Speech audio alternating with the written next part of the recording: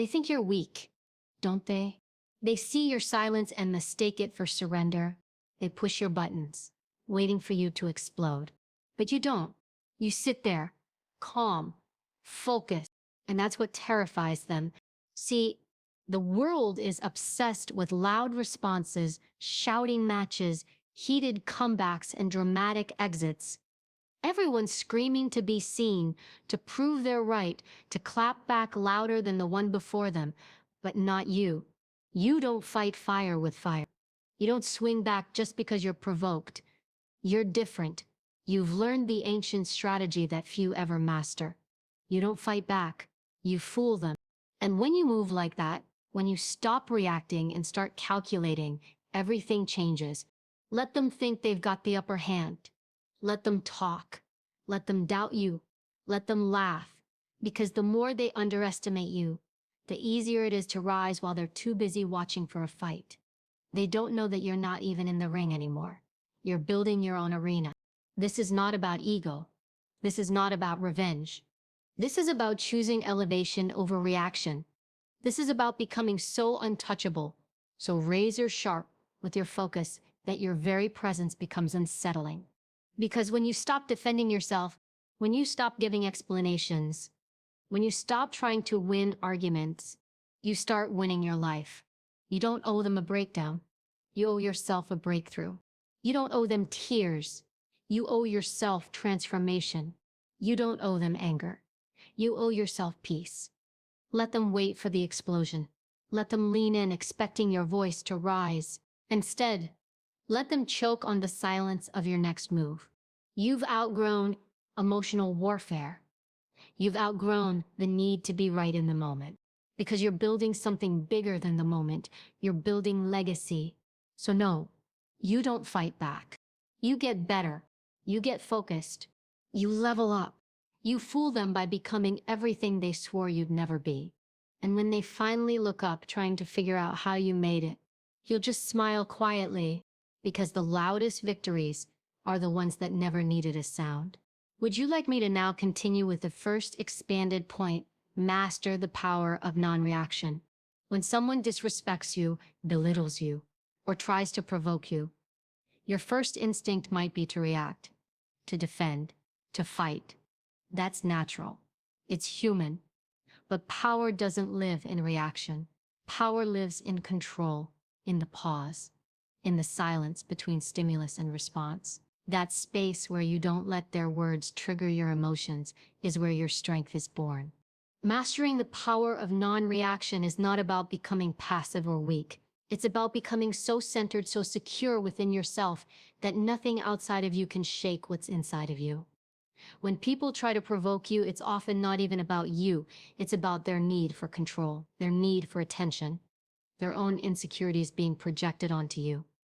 They want to pull you into their chaos. They want to see you spiral, stumble, slip. Because if they can get a rise out of you, they feel powerful. But the moment you choose not to give them that reaction, you shift the dynamic, you disarm them, you confuse them, because most people expect you to mirror their chaos. When you don't, they lose their power over you. This isn't easy. It takes practice, discipline, and a high level of emotional intelligence. When you're insulted, it hurts. When you're misunderstood, it's frustrating. When you're lied about, it's infuriating. But reacting gives them what they want: control over your emotional state. And when you give someone control over your emotional state, you hand them the keys to your peace. Instead, imagine standing like a mountain, still, unmoved, grounded, while storms rage around you. Imagine someone yelling, pushing, provoking, and you completely still, choosing not to engage. Not because you're weak, but because you know exactly who you are. You know that your energy is sacred, your peace is valuable, your purpose is bigger than petty battles. Non-reaction is not the same as indifference. It's not about pretending not to care. It's about deeply caring about your growth, your goals, and your direction, so much that you refuse to let distractions steer you off course. It's not a passive decision. It's an active, empowered choice to protect your energy. People who master this look calm on the outside, but inside, they are warriors. trained, unshakable. They've been through enough to know what matters and what doesn't. They've fought battles that no one saw, and they've come out with a new kind of power, the kind that doesn't need to prove itself. Think about the most influential people you've ever known or observed. They don't flinch when insulted. They don't argue to prove they're right. They don't explode when things don't go their way. They breathe, they wait, they observe, and when they move with purpose. That's what mastering non-reaction gives you. It gives you time to think clearly, act wisely, and stay aligned with who you truly are. There will be people in your life who try to bait you, who deliberately push your buttons, who say things just to get a reaction out of you. Your job isn't to give them what they want. Your job is to protect your emotional state, like it's your most valuable asset. Because it is. The more peaceful you remain under pressure, the more power you command. And the less they can figure you out, the more they respect you, even if they don't say it. Here's the secret they won't tell you. The loudest person in the room is often the weakest. The one who reacts the fastest is the one with the least control.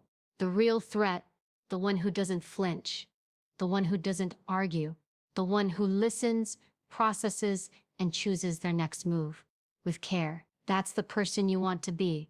That's the person who wins long term. So the next time you're tempted to clap back, to scream, to show them how wrong they are, pause, breathe, remember who you are. Let their chaos echo into silence. Let your stillness speak for you. Let your peace be the sharpest response. Because the one who doesn't fight back, that's the one they never see coming. And that's exactly the point. Would you like me to now continue with the second key point? Play the long game, turn pain into power. Pain has a strange way of introducing us to our own power. Not in the moment it hits, no, in the moment it transforms. Because the truth is, pain will either break you or it will build you. It will either define your limits or reveal your potential. And the difference lies in one thing: whether you fight to prove something right now, or whether you play the long game and let your evolution speak for you later. Playing the long game is about resisting the urge to react quickly and choosing instead to respond wisely. It's about using what hurt you, what challenged you, what tried to destroy you as fuel for something greater. When people doubt you, betray you, reject you, or look you in the eye and make you feel small, every part of you may want to retaliate. You may want to show them what you're made of right now. But that impulse, that immediate need to be seen, to be validated, is often the very thing that delays your growth. The long game is patience. The long game is discipline. The long game is taking every insult, every failure, every disappointment, and choosing to build with it, quietly, consistently, obsessively. While they laugh, you study. While they mock, you train. While they sleep on you, you prepare to wake them up with your success. Turning pain into power isn't about denying what happened. It's about refusing to let what happened define your future. It's about sitting with your pain, feeling it fully, and still saying, "This is not the end of me." It's about standing back up, not just to prove them wrong, but to prove to yourself that nothing will keep you down for long. Some of the most unstoppable people on this planet weren't born confident or lucky or privileged. They were built in silence, in dark rooms, in heartbreak, in failure, in loneliness, in betrayal. They didn't scream when they were doubted. They didn't beg to be seen. They worked, they learned, they got stronger. They turned every no into fuel, every closed door into redirection, every rejection into refinement. See, when you're playing the long game, you realize something powerful. You don't have to prove anything to anyone because time will do it for you. Time is your ally, consistency is your secret weapon, and transformation, that's your revenge. Imagine this. Someone disrespects you, laughs at your dreams, talks behind your back. You don't argue. You don't fight. You don't stoop to their level. You simply get to work. Months go by, maybe even years. And then one day, they look up, and you're not who you used to be. You've built, you've grown, you've elevated, and now your results walk into the room before you do. That moment, that quiet, undeniable victory, that's what the long game gives you. Pain becomes power when you stop letting it define you and start letting it refine you. When you stop asking, why did this happen to me? And start asking, what can I build with what happened? Every scar can become strength. Every closed chapter can become wisdom. Every delay can become preparation. But it only works if you stop rushing the process. Growth takes time. Confidence takes time. Mastery takes time. You have to be willing to plant seeds today that won't bloom for months or even years. You have to be okay being underestimated, unseen and unheard while you're building, because real power doesn't come from the spotlight. It comes from the discipline no one sees. The choices you make when no one's watching, the moments you decide to push forward when everything in you wants to give up. The long game requires a kind of faith that's rare, a belief that even if you're not winning today, it doesn't mean you won't win tomorrow, a trust in your own evolution. And when you have that faith, you stop chasing revenge. You start chasing greatness. You stop trying to convince people, and you start becoming undeniable. Let them talk, let them doubt. Let them watch. You're not fighting back. You're building forward. And that is how you turn pain into power. There's a certain kind of person who walks into a room and doesn't have to say a single word, yet you feel them. You notice their presence before they speak. You respect them before you even know them. Not because they're loud, not because they're flashy, but because their energy speaks louder than anything they could ever say. That is the kind of presence you need to build. Not a presence that begs for attention, but one that commands it without force, without noise, without explanation. To build that kind of presence, you have to become deeply rooted in who you are. You must know your values, your purpose, your strengths, your weaknesses, your mission, because when you know yourself, you don't need to perform. You don't need to prove. You don't need to fight for validation. You simply walk in alignment with who you are, and the world takes notice. Presence is not about how you look. It's about what you project. And what you project is a reflection of what you carry inside. If you carry chaos, the world feels it. If you carry confidence, the world feels that too. Presence begins with inner mastery. You cannot command a room until you've learned to command yourself. That means discipline over impulse. That means clarity over confusion. That means moving through life with intention rather than reaction. It's in the way you walk, the way you carry yourself, the way you make eye contact, the way you listen more than you speak. People remember how you made them feel more than what you said. When you are grounded, calm, self-assured, people will feel safer around you, more intrigued by you, and more respectful of your boundaries, even if they don't fully understand why. Presence doesn't shout, it resonates. It's the quiet confidence of someone who has nothing to prove, yet everything to offer. It's not the need to dominate a conversation, but the strength to let others talk while you absorb, analyze, and respond with precision. People with powerful presence never scramble to be heard. They're heard because they carry weight behind every word they choose to speak. But let's be clear, this kind of presence isn't gifted. It's built, day by day, choice by choice. You build it when you choose growth over comfort, discipline over distraction, and strength over sensitivity to every opinion. You build it in the gym, in your study, in your journal, in your routines, in your boundaries. You build it when you take yourself seriously enough to show up fully for your life. To develop that kind of unshakable energy, you have to stop leaking your power. Stop oversharing with people who haven't earned your trust. Stop explaining yourself to those committed to misunderstanding you. Stop chasing approval from people who are too distracted to notice your growth. The less you explain, the more mysterious you become. The more you guard your energy, the more powerful it becomes.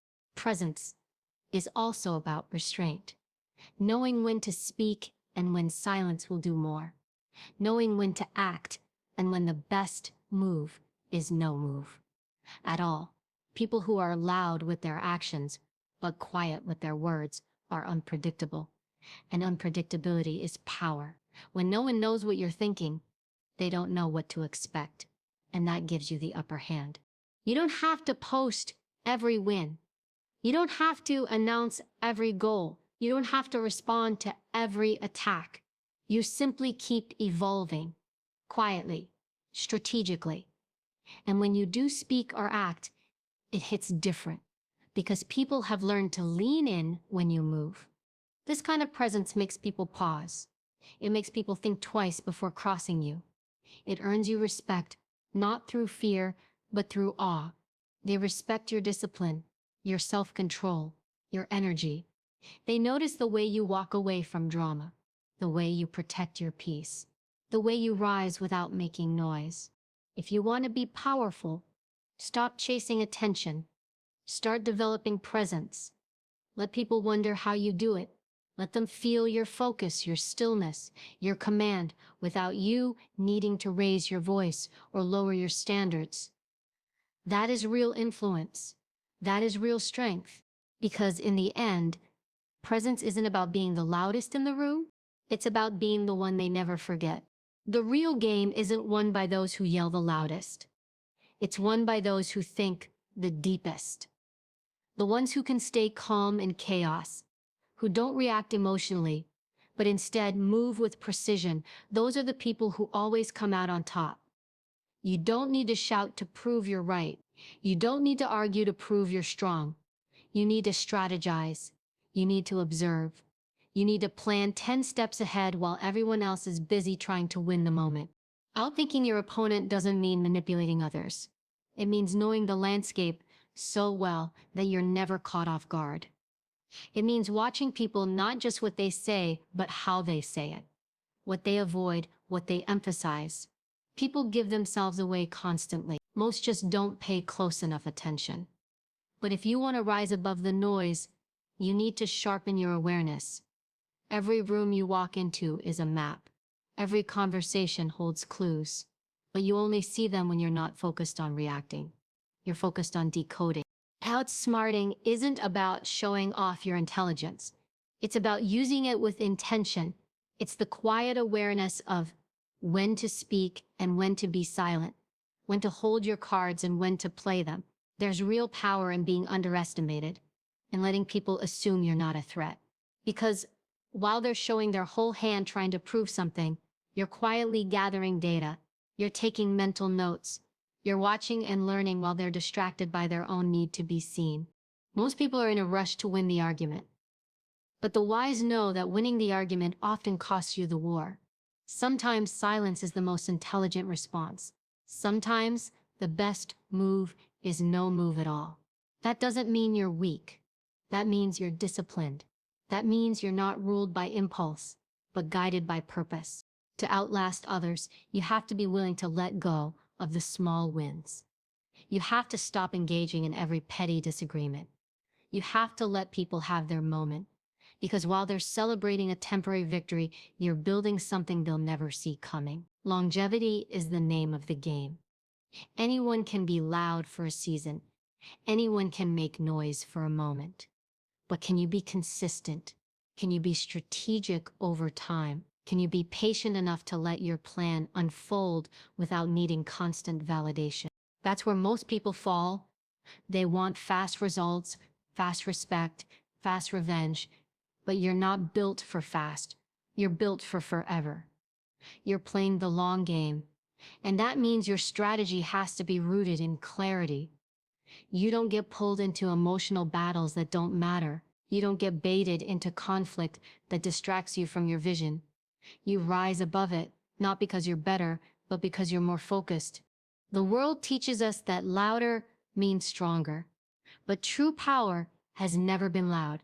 True power is subtle. It's in how you carry yourself when people try to pull you down.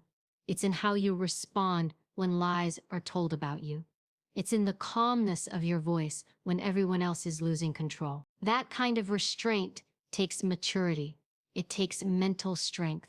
and it takes knowing who you are at your core. When you know your worth, you don't get into verbal battles with people who don't deserve your time. You don't try to convince the world of your value. You just live it. You show it. And eventually, even the people who doubted you the most will have to admit it. Not because you yelled, but because you showed up again and again with results. So outthink them, outsmart them, outlast them. Let them talk while you build. Let them fight while you focus. Let them scream while you rise. And when the dust settles, you'll still be standing. Not because you were louder, but because you were wiser. Real strength is silent. Real strategy is invisible until it's too late. And the ones who win, they're the ones no one saw coming because they didn't waste time trying to be seen. They just stayed the course and let the results speak louder than any voice ever could. Victory doesn't need a microphone. It doesn't need a spotlight. It doesn't need a grand announcement. Real victory walks in quietly, humbly, and powerfully. And when it arrives, it doesn't argue. It doesn't explain. It simply changes the room. Because when you win, not out of spite, but from discipline, focus, and relentless work, you no longer need to respond to anything else. Your results do all the talking. There's a deep, undeniable power in refusing to react and instead choosing to evolve. In every situation where you were disrespected, lied about, ignored, or betrayed, you had a choice. You could have fought back. You could have responded with rage. You could have given them a show, but you didn't. You held it together. You swallowed the bitterness and let it become the fuel for your growth. That's what it takes. That's what most people don't have the patience for. Because the truth is, success requires more silence than noise. It demands more discipline than reaction. And the higher you go, the less you'll feel the need to prove. You begin to realize that the ultimate response is not a well-crafted argument, it's transformation. It's rising so high that the same people who once mocked you now fall silent when they hear your name. Victory doesn't look like revenge. It looks like peace. It looks like being able to walk away from old battles without needing closure. It looks like knowing you could destroy them with facts, with receipts, with truth, but choosing not to, because you're already beyond them, because the war is beneath you now, because you're focused on building a life so strong that it becomes untouchable. When you choose to let your success speak, you elevate, you create distance, you separate yourself from the drama, from the noise, from the chaos of people who need attention to feel important. You don't need to fight for your place. You're creating your own lane. And what you build in silence, what you grind for in private, what you develop when no one's watching, that becomes your legacy. That becomes your voice. Every moment you chose peace over payback was a brick laid in your foundation. Every time you kept quiet while others dragged your name through the dirt was an investment in your future. And every silent step forward brought you closer to the place they said you'd never reach. That is victory, not the clapping back, not the arguments won, but the life built in spite of the opposition. And when it all starts to unfold, when the results start to show, when the wins start coming in, when your confidence becomes undeniable, people will notice. They'll remember how they treated you. They'll remember what they said. They'll look for a reaction that never came. And all they'll see is someone who stayed silent, stayed focused, and showed up in the end more powerful than ever. You don't need to tell them you made it. They'll feel it. You don't need to explain how hard it was. Your presence will say it all. You don't need to argue your worth. Your results already did. And that's what makes victory so beautiful. It carries a dignity that revenge never will. It moves with grace, not ego. It elevates, not pride. That's the level you want to reach. The level where you no longer have anything to defend. Where your life becomes your response.